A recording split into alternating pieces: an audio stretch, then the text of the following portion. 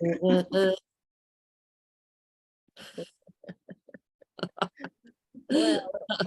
I'll show up as Hello, everybody. Hello. Yeah. You guys don't want me to do that kind of feedback. just recording it Feedback for Friday. posterity. Feedback Friday. Yeah. Amy, for some of us, it's 7 a.m. Others. Sorry, Sasha. Sorry. Sorry, yet not sorry. So this is your first experience of the day. Oh, I see LED over there. Hi, LED. Let's see. I saw Oh, some Wisconsin pictures this morning. It is really cold, really snowy. Do you have snow, Amy? No, we just have a lot of rain. Yes. It says on my phone that it is Yeah. lightly raining. Light rain just went to rain. Yeah. Rain Maybe forecast. a little slush. in between. 100% rain. Yeah. And let me tell you, I am no weather person, but it's raining outside. It's raining here too. It's sunny here for today.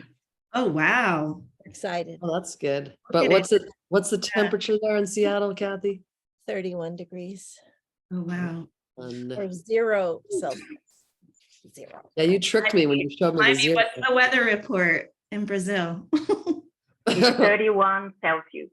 31 Celsius. There you Yeah. go. Yeah, My baby's like, really, really hot. Yeah.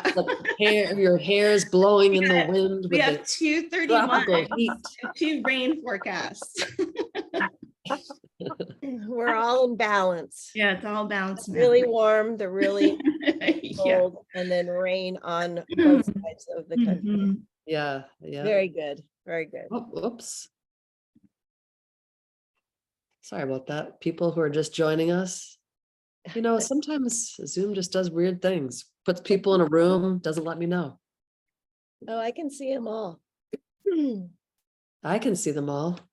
All right, are we ready to start, Amy? I can let people in. Why not?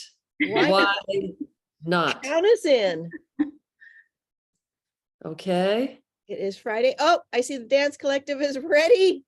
Oh my God. Boys, they are like birds Ready to go. fly. Okay, let's find the music. Let's find the music. And let's do it up. Well, it's the end of the week. Now where you been? Well, now it's Feedback Friday, so come on in. Come sit down and stare at your screen. We got a presenter that you never seen.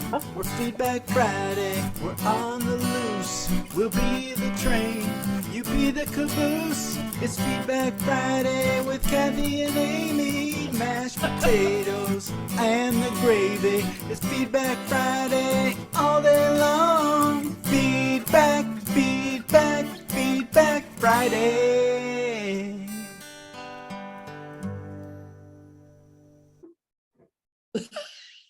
Oh, Kathy. I was hollering hi everyone and I was on mute. I mean, what a fitting end to the year and our final Feedback Friday of 2022.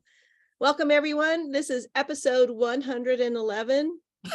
Oh my God. I just laugh when we say that. It's like, how could that possibly be? How could we have done this many times?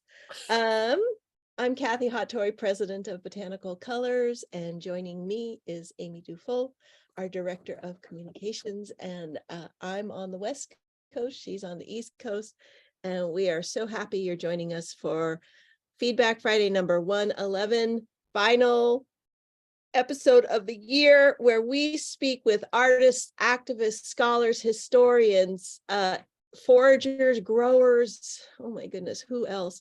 All sorts of incredible scientists, people who are interested in natural color and natural dyes and textiles. So before I announce our two presenters, I just want to say that the holiday, getting your stuff in time for Christmas last day is tomorrow. And we have in stock beautiful regional color wheels. We have all sorts of holiday market items, such as a restock of Beam paints, and we're getting another restock next week, or maybe even today, I think. And of course, our summer workshops we just announced. We are hosting Takayuki Ishii, who is a Japanese indigo grower and dyer from Fujino, Japan, and he'll be joining us in July of this coming year. We opened up registration, and if you are so interested, please join us. It's going to be a lot of fun. We have other amazing experiences that we are going to be announcing after the first of the year. So if July doesn't work for you, we have things happening in, hopefully, God willing. Did we pray to the goddess today? Goddess willing. In other places in April and also in June, and really amazing artists and experiences. So we hope that some of those are interesting for you.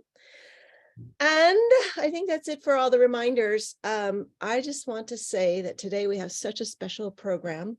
We are welcoming 2 Feedback Friday presenters who have joined us before. And from Sao Paulo, Brazil, Maibe Maroccolo, and from the big island of Hawaii, Sasha Duerr. I mean, so here we are, 2 tropical goddesses are visiting us to talk about their work, which is mapping dye plants regionally and why it's important, what they're finding and discovering, and the significance of place-based recipes. So each is going to have a short presentation to talk about kind of where they're at right now. And then they're going to engage in conversation. Amy is going to be our moderator. Everyone will be on mute, but at some point she's going to open up chat so that you also can engage and ask questions. And then as appropriate, she's going to ask those questions of our 2 presenters.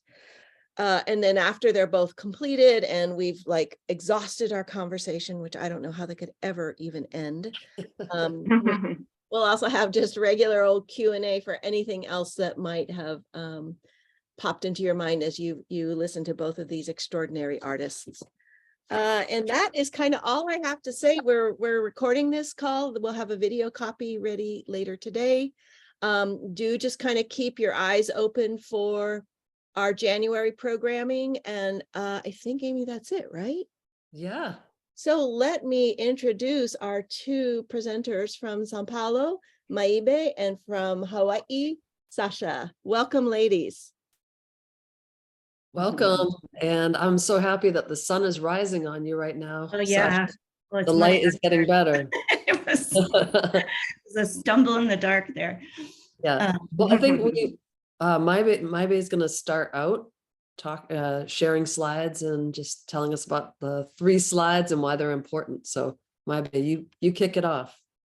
Okay, here we go.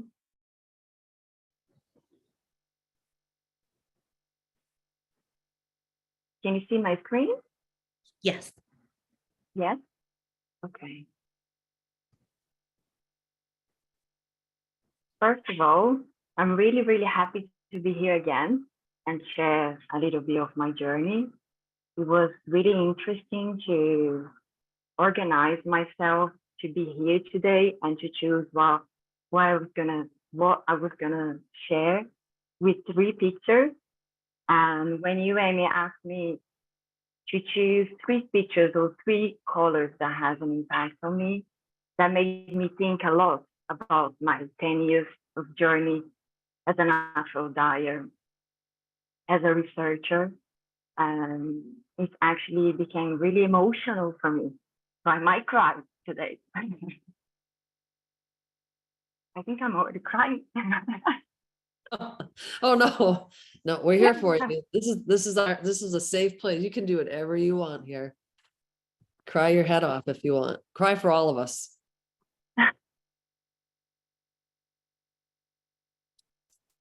Okay. So my first picture is the map of Brazil with natural light. And I start mapping Brazilian plants really out of curiosity.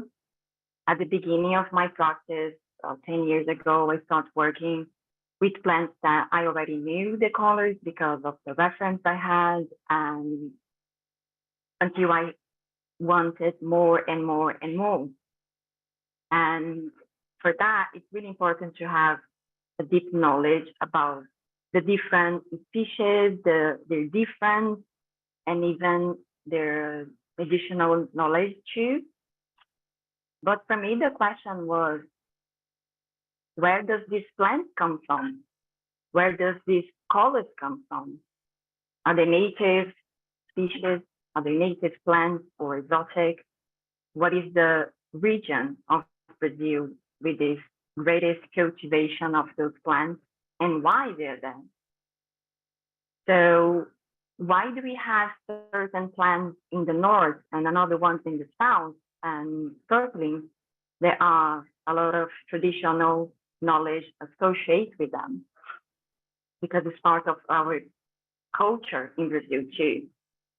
So then I start to learn about the difference between the states, the territories in Brazil, and then I start mapping all of them.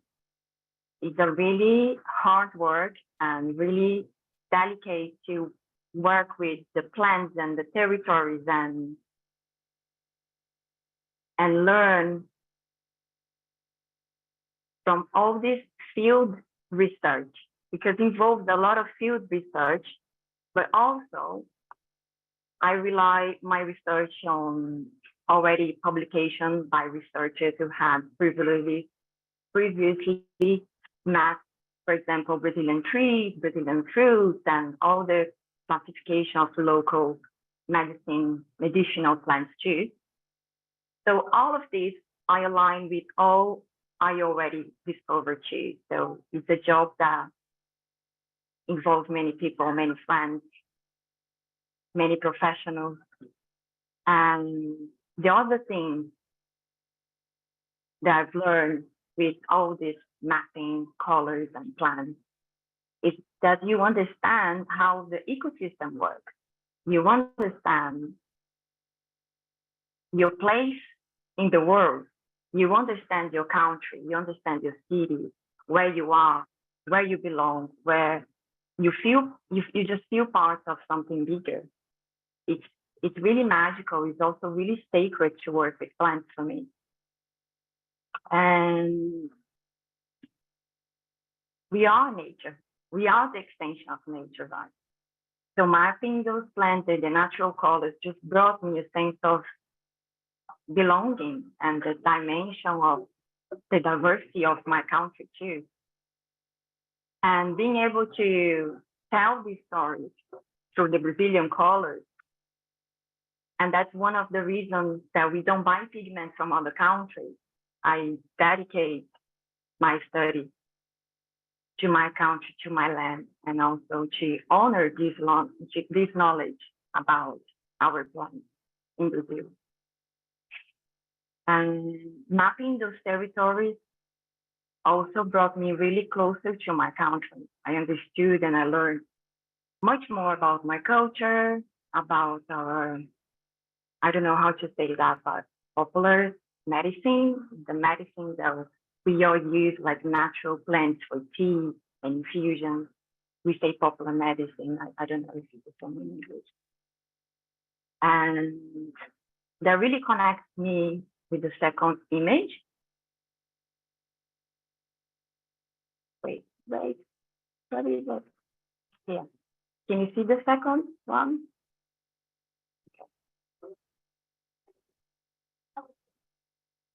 So this beautiful pink with this red pink leaf, this is a native Brazilian plant from the Amazon forest, the north of Brazil. And it was this plant that I really started to go deeper and deeper in my research and my studies. The indigenous people have been using this plant as a medicine and anti-inflammatory in their medicine for centuries. And I discovered this plant, I don't know, maybe 5 years ago. No, 15 years ago. So it's recently. And nowadays it's widely used in cancer treatments around the world. And I didn't know that. And when you discover the color potential of a sacred plant like that, like this beautiful pink that has a really healing power, you start to really being really thankful.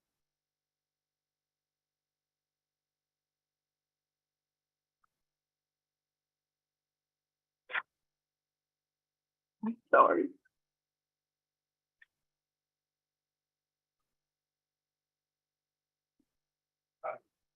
I'm gonna continue start crying, okay? You just start to be really thankful to be working with it. Thankful to be alive. Thankful to the beauty of nature and how everything is perfect. I'm really emotional, I'm sorry, but it's because these plants in specific, it really connects me with my mom that passed away 10 years ago. And she was fighting actual cancer for years. And we used to drink this tea together in a hope for better days.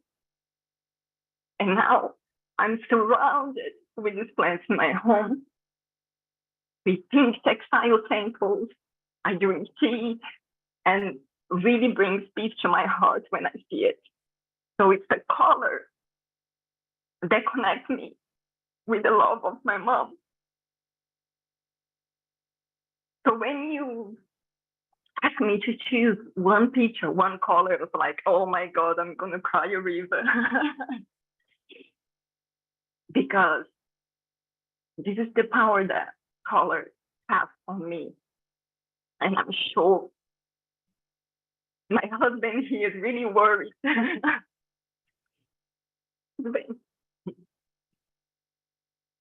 And for me, working with natural dyes was always magical. And I didn't know I would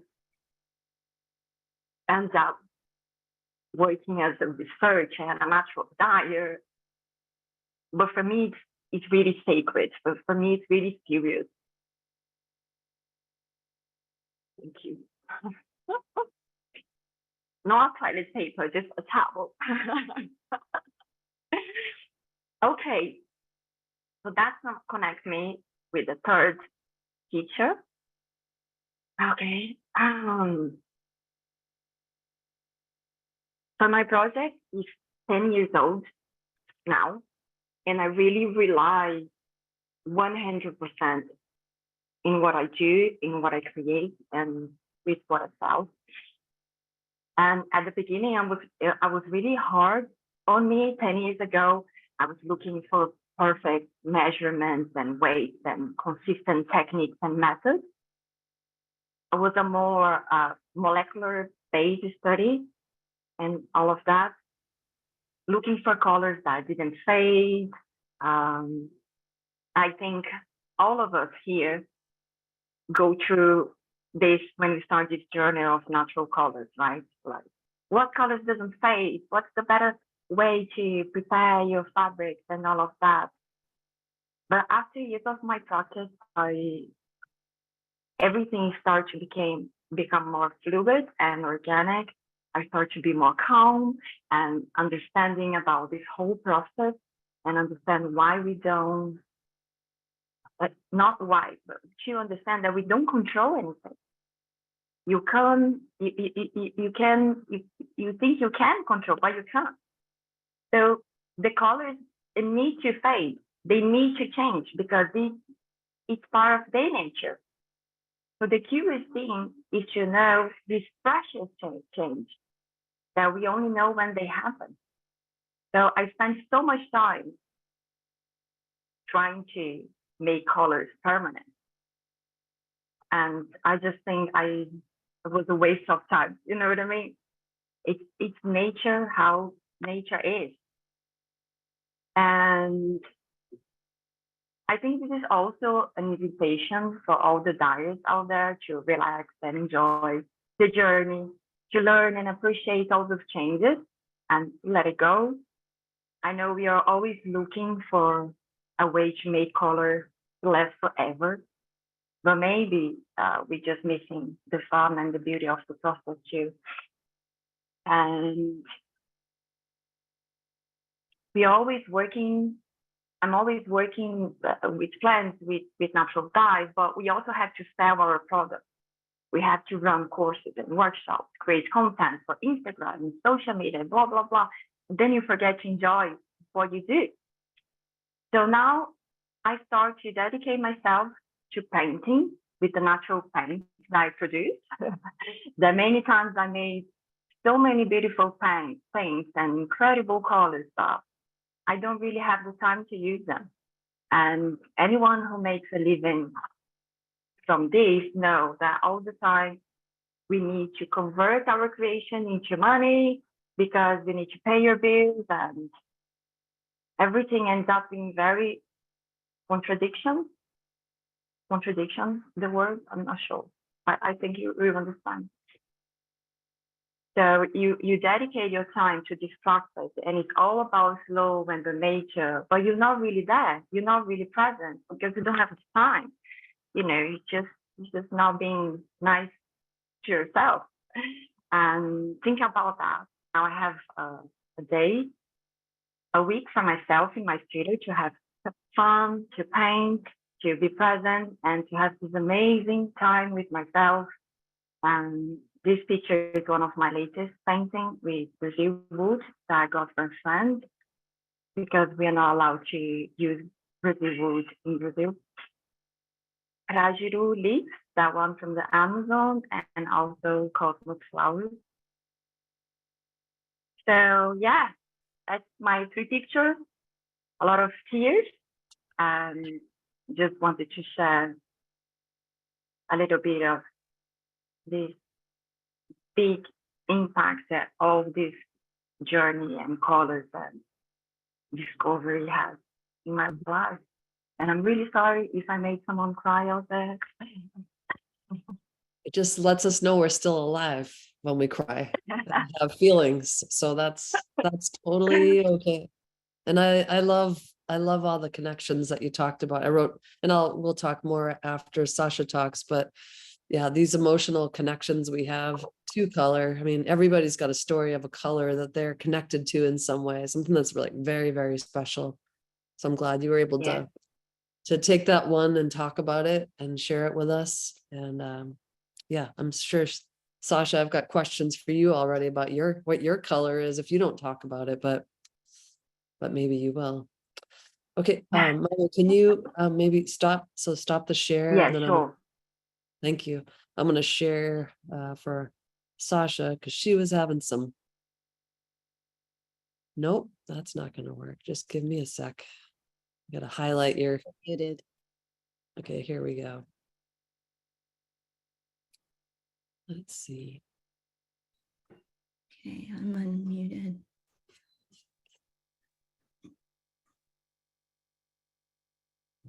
Whoa, did it just disappear on you guys, or can you see it? It It disappeared. disappeared. We're my base spotlit right now. Isn't that strange? Oh, okay, I'll take that off too. There. Strange. Now we Okay. see it. Okay. Yep. So that's the third. See, I took it not image, but slide. Sorry. I crammed. All right, so we're Okay. gonna go here and we're gonna start all Gonna over start again. here. Here we So go. I am just kind of blown away, and I will probably start crying too, because this is how I started.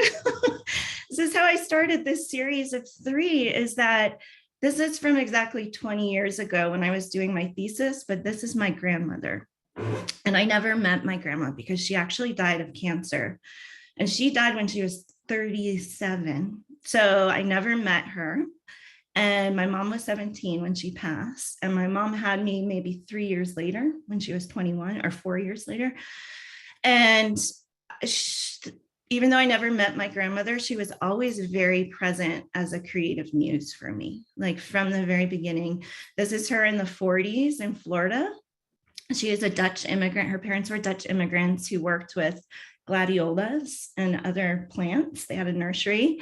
And this was, she was a model for a botanical garden in Florida, and was part of a postcard series in the 40s. So this is her on the left.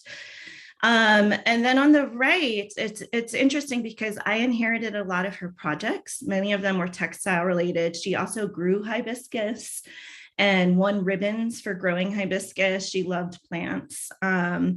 And I kind of used to talk with her as a kid. Like she was just this like very present muse for me. Like even some of my first memories are just kind of communicating with her. So it's really interesting because when I actually was in grad school, I'm working on thesis, and there were many things that got me to focus on natural dyes and natural colors at that point.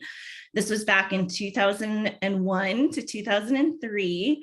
And I had previously had a degree in painting, but I had been using oil paints and acrylics, but painting these transformational abstracts about nature with materials that weren't quite fitting and were actually making me physically ill. Like I would have to leave the room in the middle of class and like go throw up in the snow in Vermont because I was like not feeling the acrylics that I was working with. And as it turned out, back in that day, it was not very straightforward to learn how to make pigments and paints yourself from natural materials. It was pretty complicated. Even some of the books I came across, I didn't want to be working with lead or copper or tin or chrome or many of these mordants that were layered into some of the older dye books. It was also just, yeah. So, and my art professors didn't really have much of a clue as to how to lead me or support me in that process. And ironically, it brought me back to the communities that I grew up in, both in Down East Maine and also here on the Big Island of Hawaii. And they are both very plant-based, very ethno-botanically based cultures with very different plants. And so as a kid, I lived 6 months between Maine and 6 months between Hawaii, and got to have forts and experience nature in different ways in those environments, and built a real appreciation for nature. I also went to Waldorf school, so that should have been like a starter too, to get back to natural materials. And so the more that I just kind of experimented, went back to many of them women on farms, I should say, it got me more and more political. And so that became part of my thesis too. These two photos, one on the left is my grandmother and on the right is hibiscus dye. And so to me, I started to realize two things simultaneously in grad school. And one is that color from nature and from plants are a direct portal to memory and a direct portal to one's own personal life experience and culture. And it's really something that you can't squeeze out of a tube, unless maybe Maibe makes it or you make it yourself. But it has a cultural history, and it has, like, in that sense, a mapping that you can't replace. And so I started working with hibiscus dye as a way of connecting beyond the color itself, but to my grandmother. And so for my thesis, I actually set up a drip irrigation system of a big giant vat of hibiscus dye, and the fashion program at CCA, California College of the Arts, let me drip it down the wall of the building. And so as it hit the paint, it would shift from purple to blue because of the alchemy of the paint, because of the pH. And because it was more basic. So it became this living sculpture, and it was huge. It was over 50 feet tall, and it would pool at the bottom and make layers of color. And to me, that became very indicative of this color is alive in many ways. And it's a way of experiencing. And so I started to have this curiosity, as Maibe did too, just about how one could take dyes out of the portal of a dye pot, which is mesmerizing. And I love staring into a dye pot because it's a happy place for me. But I started to think about this more thoroughly. And I was like, you know what? Politically, if natural dyes are something that can connect you to meaning, whether it's in your own cultural heritage, your community, your environment, understanding the world, understanding plants and seeing them, that there are ways of being able to share this and to kind of uncover and discover this together. So one half of my thesis was kind of exploring this particular dye through my grandma. And the other half of my thesis was working at the Edible Schoolyard in Berkeley, California, which is a middle school garden project where everything is learned through the garden itself.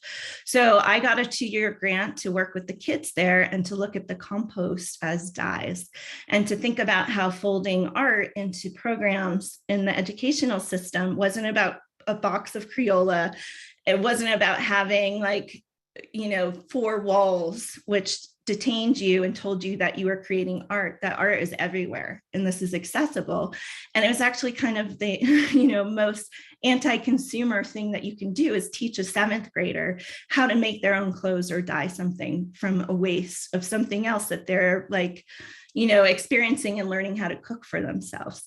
And so that became really important too to me, is just thinking about how these are skills that are both super meaningful and connective to us, but they're also life skills, and being able to understand plants and to use them and to work with them is like the most deep source of creativity and meaning when one can really build into, your own daily life. So I know, Amy, you're working this for me. I can move along.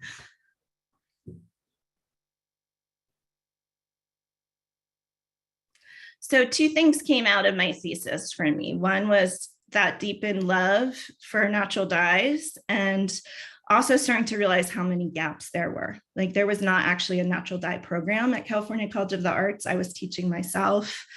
Wild Color was like my Bible back then. It was just Jenny Dean's book. And I was very fortunate because I had a lot of professors who truly supported me in the textile program at California College of the Arts. So much so that they supported me in developing a natural dye program there and bringing it back and creating a course called Soil to Studio. So here on the left, this was from our first semester of Soil to Studio, which was back in 2009.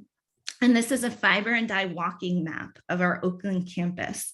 But these are all plants in the landscape that are just there on campus already. We didn't plant any of them. This was actually before we even started our fiber and dye garden, which became its own wonderful journey in and of itself. But here is the map on the top of our campus with the legend of the plants, and it includes medicinal properties too, antiseptic properties. And down below, these drawings were each drawn by each one of my students that semester. And those colors were the colors that we experimented with and found that those plants could make in our dye lab. And so it became this wonderful way, both of like providing a map, not so people would forage and pillage the Oakland campus, but so they could start to see. And to me, that became like a really, really important thing of working with plants. And as a natural dyer, is just even driving down the freeway in California, just being like, the wild fennel is back, or that's a huge eucalyptus tree and it's just shedding tons of bark. And it made me connect and be present, but also start to learn and have curiosity about plants. So this collaborative map was a collaboration with California College of the Arts, with my class, and then also with the UC Berkeley Botanical Garden and my friend Deepa Natarajan. And I started working very closely with the UC Berkeley Botanical Garden, and we did fiber and dye programs every year together. We did fashion shows out of the plants. It made me think of my grandma and invited designers to work with the plants in the garden. But particularly, it really deepened my love for plants and for learning about them. So there's the map on the left. And then on the right, this is just something that I pulled out when I was putting these slides together. But that's just a little color code of working with the Southwest School of Art in San Antonio.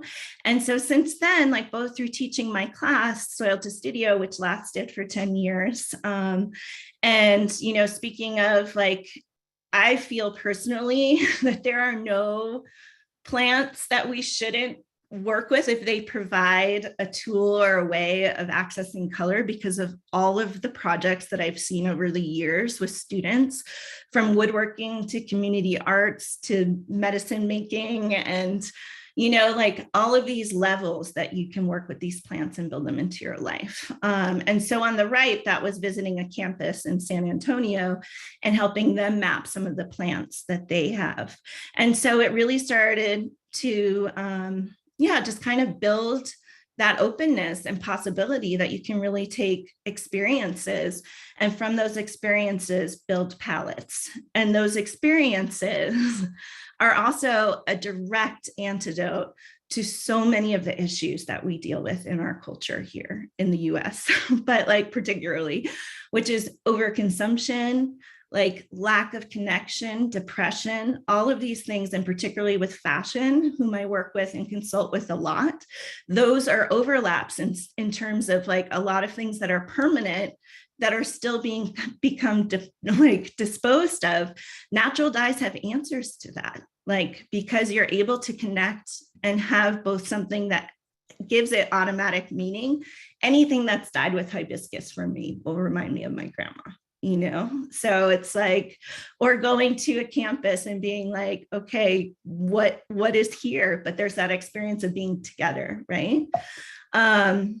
Okay, so we can go to the next one because I know we're also going to move along. Okay, so here on the left, this is just a dinner. I also started a nonprofit post-grad school. It's called Permaculture Institute.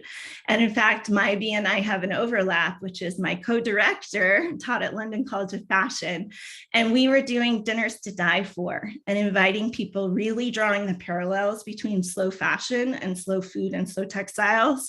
And in fact, using the same ingredients and also working directly, because I was fortunate enough to live in the Bay Area, I befriended a lot of very talented slow food chefs.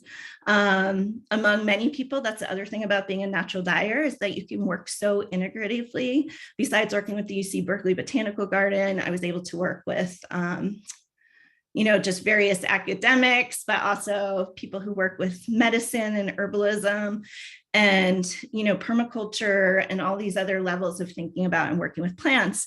But one of my favorite things was working with chefs.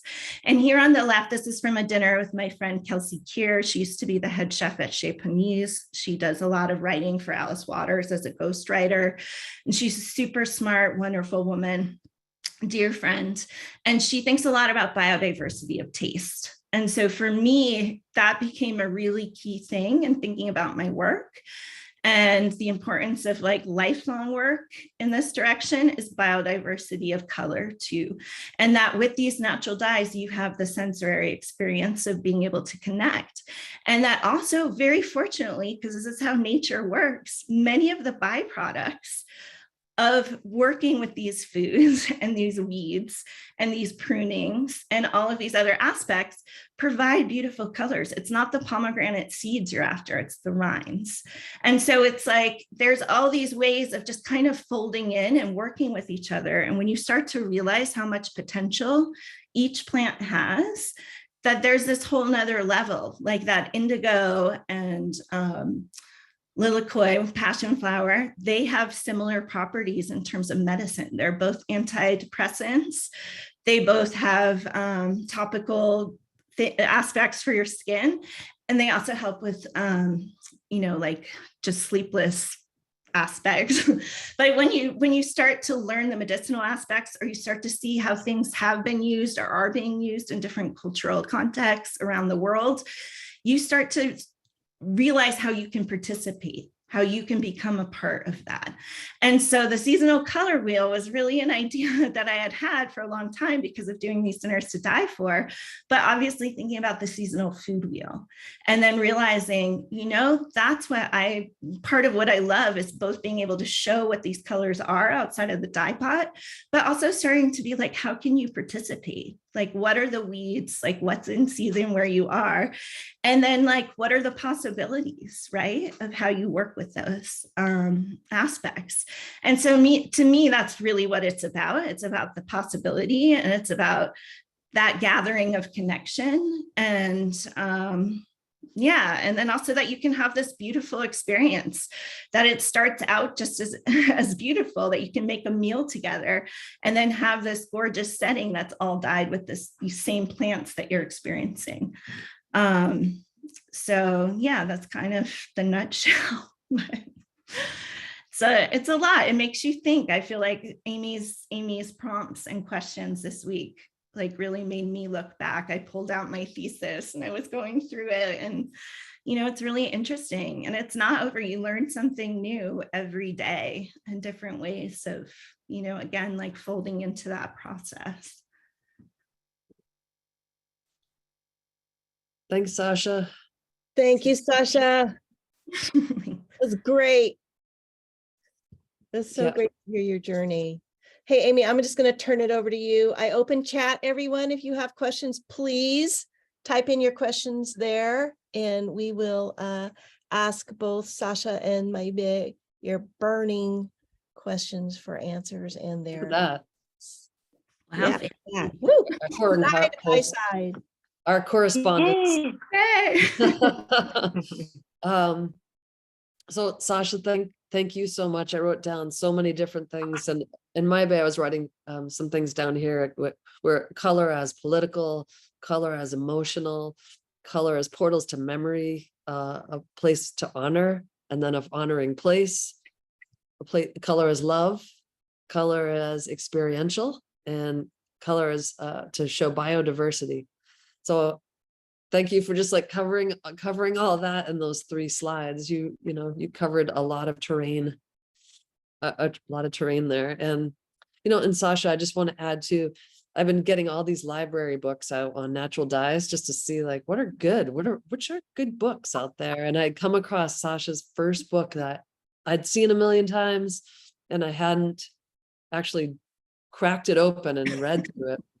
And I told Sasha, I couldn't believe how far ahead of things you were. I think so that was 2010 that you had written that book. Yeah. Just, the whole soil to color, and thinking about soil and carbon, water, conservation, all the things you were writing about, you were so ahead of. Well, now everybody's talking about it now and accepting it, but you were so ahead of it at that time. So thanks for understanding what the Thank impact. you for being a visionary, Sasha. Full on visionary. I'm gonna cry again. No. Imagine if it's somebody's first time here, they're like, what's going on? What is happening? Do people just cry? Color or as do they not cry? therapy.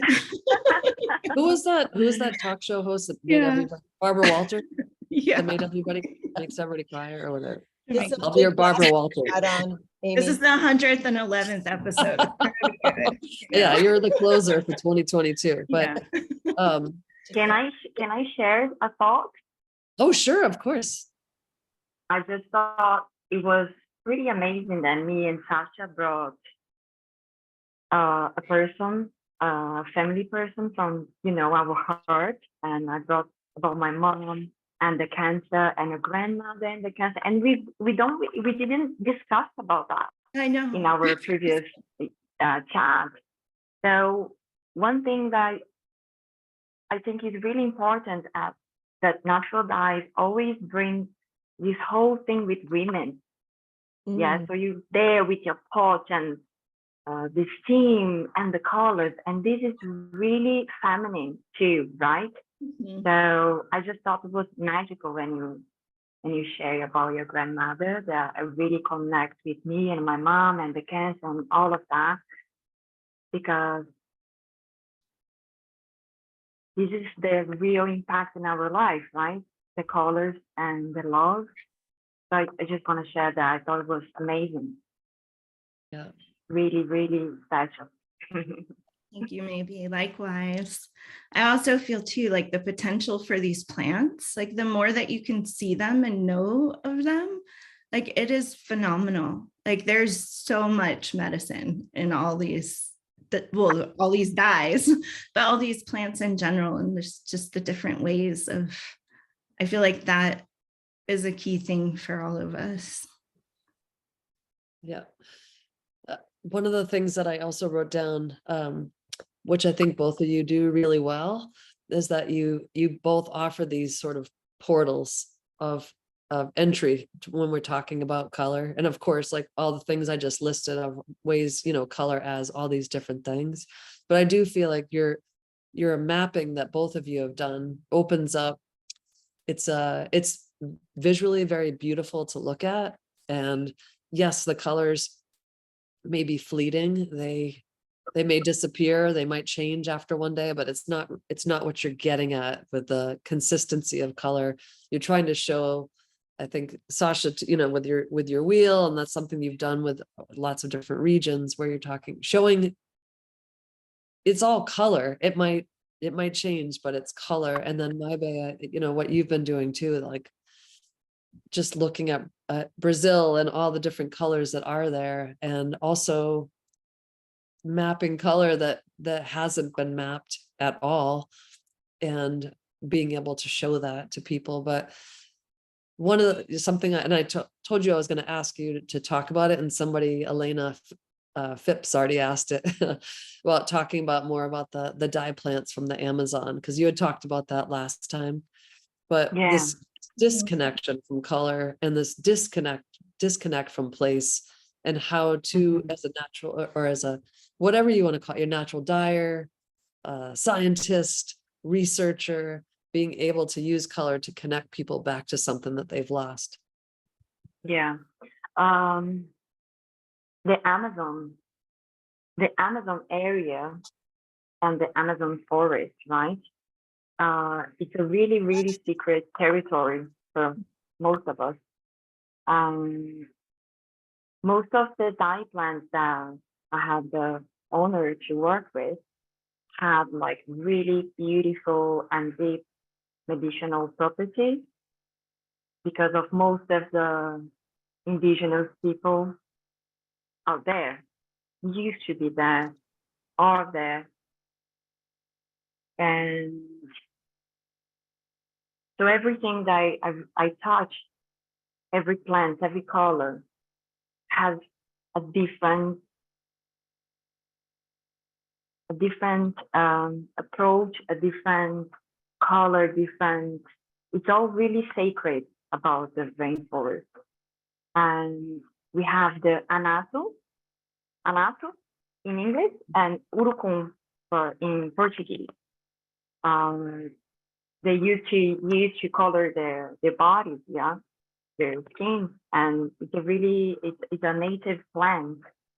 And I've been working with anato for, I don't know, 10 years, and every time I made a dye, I find something new about those really beautiful red seeds, because they can be really tricky, right?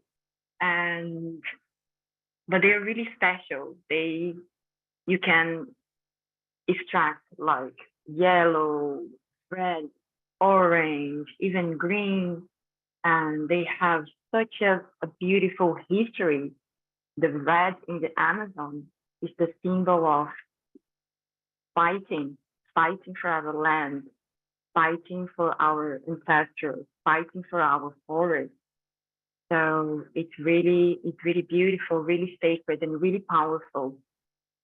For the last, I don't know, maybe 20 years, like big brands have approached so many communities to work with their drawings, the indigenous drawings, the indigenous art.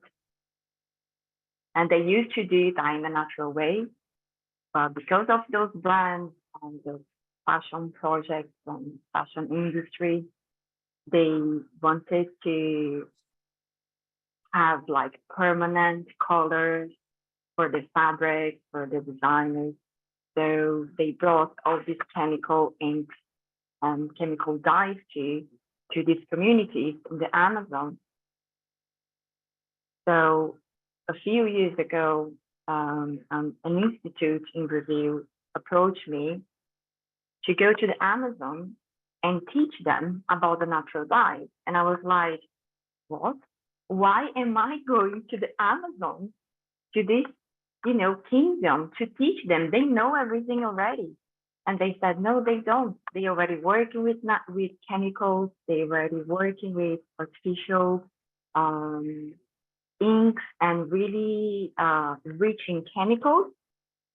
So they're polluting their water. They're not drinking our water anymore. So this whole thing has a really negative impact on the Amazon. So now I'm working with this project. This is a really small project. I'm going there next year. I'm going to spend 2 months there, trying to understand how am I going to give them back. You know what I mean? Give this knowledge, this technique, this methods back, because everything has started from them, and I honor them every time. I start cooking dyes and plants. And it's really sad. I'm really happy to be part of this project, but I'm also really sad that we got to this point to make so much damage to the Amazon and to these artisanal, ancestral, sacred colors and handcrafts. And now we have this work of it's a beautiful journey for me, but what I'm trying to say is that it shouldn't be like that. We shouldn't do that with them, with anyone. So that's what I've been doing now for 2023, working with communities in the Amazon and exploring new plants as well, and trying to learn more from them, these sacred recipes and methods, and just being really careful with what I'm going to do with this as well. And yeah, I think that's it.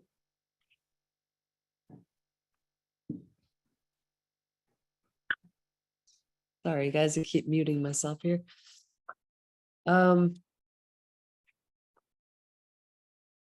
of going on what Maibe said, Sasha, something I just wrote down here. Are there any plants that you've documented on any of the color wheels that are now protected, that you wouldn't actually use them in some way? Or Well, when I work with the color wheels, I'm usually trying to think about what are seasonal byproducts, either from the farmer's market, or what are weeds or waste or prunings or common elements that you could find in an urban environment. And so in that sense, I'm trying to think, but I can't think of anything, because I usually try for the opposite. I'm usually trying for what's in abundance.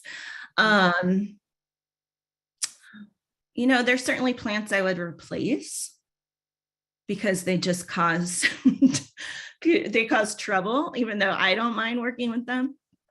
So, I might have to revise a couple of color wheels here and there. But no, not necessarily. I think, though, it depends on the person.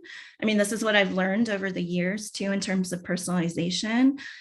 It depends on if there's a drought from one year to the next. Maybe a certain plant isn't as available. If somebody is allergic to something, they definitely should not be working with it.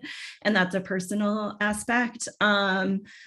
Another thing about the color wheels is because I wanted a point of accessibility, and that was kind of one of those aspects, like even going back to my thesis where I had all of these recipes working with the kids in the edible schoolyard. And I was like, what was I thinking with this one? But I was like, of course, like I didn't want to use a mordant because I was working directly with 6th and 7th graders. So I was trying to work with plants that were both accessible, that would provide some color, that could be immediate, that they could put their hands into, and that they could have a visceral experience with.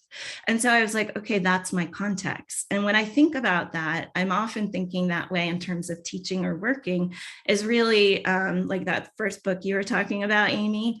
It was through Timber Press, which is a plant-based publisher in Portland. And I was really thinking about permaculture principles, like in terms of natural dyeing, and what are the prospects, like even, when we think about some elements of like, well, how can a negative actually be a positive?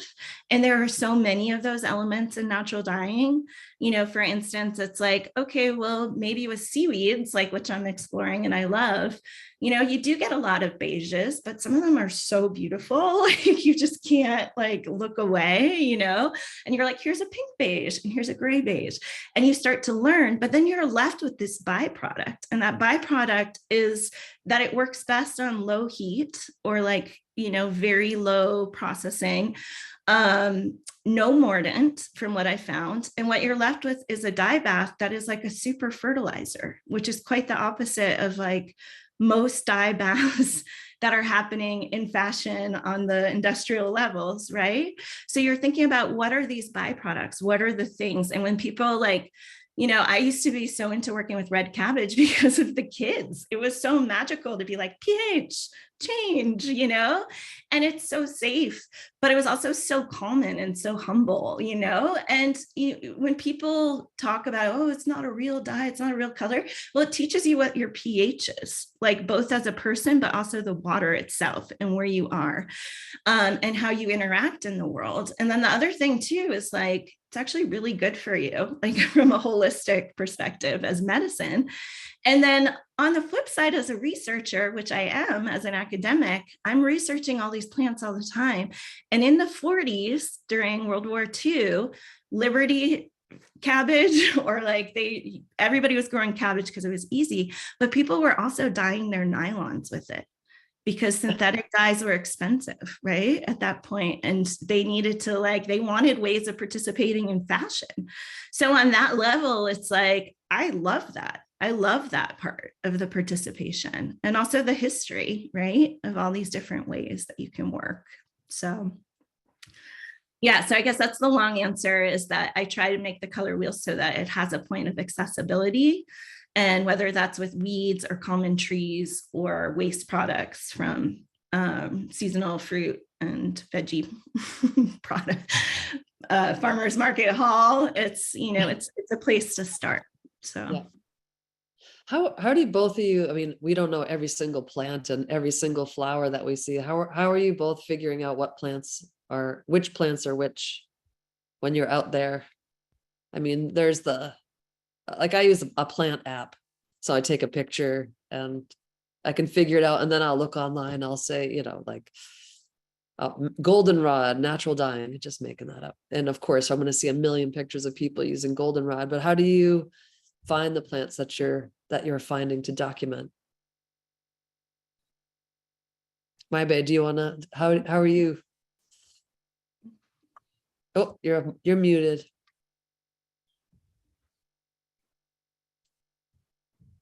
So I also use a few apps to document and to take picture and to get the right plants. I'm always looking, I'm always being careful also about toxic plants and poison plants as well, because it happened before. I was using, I don't remember the name now, but it was really bad for us, bad for humans, right? So I was thinning that leaves and has a really sticky fruit, and I was like, yeah, you know, I'm gonna try, let's see. And then I started, I don't know how to say that, a rash. Yeah. And my throat was like closing. I was like, oh my God, I'm gonna die. So after that, I started using the app to be sure what I'm doing. But I also rely on publications about local plants and local flowers and trees as well. But I also really trust my heart. I'm really I'm really intuitive to decide which plants I'm going to work with, you know what I mean? So I'm not really like, I go with the flow. How about you, Sasha? Yeah, you know, in the earlier days, pre-internet, it's just really befriending people too. I feel like I've learned a lot through so many different friends who know plants or who are plant experts in different ways. So, for instance, becoming friends with chefs, just learning about, oh, okay, this is a beluga lentil. I've never seen that before. And then, definitely working with the UC Berkeley Botanical Garden. And as a researcher and as a professor, being able to look at taxonomy of plants and going backwards and the different ways, that you can use tools or kind of discover plants. I mean, definitely being able to both go on walks with knowledgeable friends and colleagues, but also go visit your botanical gardens, go to your farmers markets, like connect and learn, and then learn about where you are. Like learn about what are native plants to where you are and start to see them. What are the weeds that show up? Like how does, what are the cultivated plants? Like it's so interesting because in Oakland, it used to be orchards like 50 to 60 years ago. So a lot of people will have trees in their backyards and they don't know how to take care of them because they're old peach trees or citrus trees. And there were I have a friend she was actually the co-founder of the CCA garden who did a whole project called Temescal Amity Works, and it taught people how to take care of the trees in their backyards that were just there. And so it's kind of just opening your eyes and then digging deeper, learning through others. And then, databases like Plants for a Future. I love that. The internet is so easy these days to just go on and just be present with the plants, because some of them have such slight subtleties. And so it's really also too in the seeing and being like, okay, this leaf is just curved this way. And then that helps, or the flower is this particular color. And then so it helps lead you to what that plant is if you don't know what it is. And then they become your friends. You start to see them, you start to recognize them in all their different stages. So. Yeah, plants make you see a place completely different if you open your eyes and do a little research too. I was on a recent trip up in New Brunswick, and I was looking, I kept looking at these plants and I couldn't believe, I can believe, of course, everything led back to indigenous practices, indigenous medicine, indigenous food, so you're learning a lot about that place. And I think it's Sam had just said, learn the plants in your local area, about 250-mile circle, get field guides, reach out to local herbalists. That also helps support those around you with the same passion. So kind of all working together as an area is really important and when you see them, you can help take care of them too. Yes, take care of them better.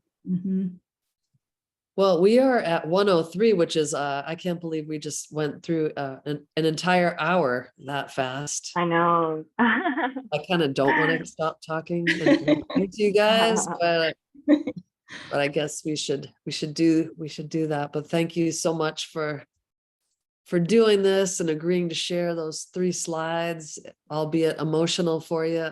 I loved it. That's what it's all about. Talking about things that you don't get to usually talk about here on Feedback Friday. But Kathy, did you want to we could keep going. I mean, I have so many questions, but yes, we are at the end of our time together. Wow, it was really, really inspirational, special, thought-provoking from both of you. I really love the idea that your connection to color is just so rich. It's not just a way to get from here to there. It's like it's a total, literally immersive experience, technical, scientific, artistic, spiritual. It's really lovely to have you just communicate with us today. That we really needed this. Look at the two of you too. You're just beautiful people. You're just glowing, both of you. Love you guys. Yeah. It's a great way to finish this year, right? Yes. Yeah. And full of love. I'm here with my heart like pumping with love about sharing with you guys today. And for me, it's a bit tricky because English is not my first language, as you already know, but I'm trying. Oh, I tried my best Oh, yeah, to. we got Yeah. you. We we understood understood fully. No problem. everything. Yeah. No, not a problem at all. Thank Yeah, you. yeah. Very good. Yeah, All thank right. you. Well, if We're you gonna, It's so nice to see you so- and participate in this conversation, and to Amy and Kathy, honored. 111, baby. It's amazing. 111. feeling our age. Thank you. Yeah. Let's go Hey, ahead and yeah, open unmute the- yourselves, say thank you and hello to these two. Thank you. Thank you. Thank you much. Thank you. Thank Thank you. you. Thank Thanks, you so everybody. Happy holidays. Happy Nice to see you, holidays. Sasha. Thank you so much. Yeah.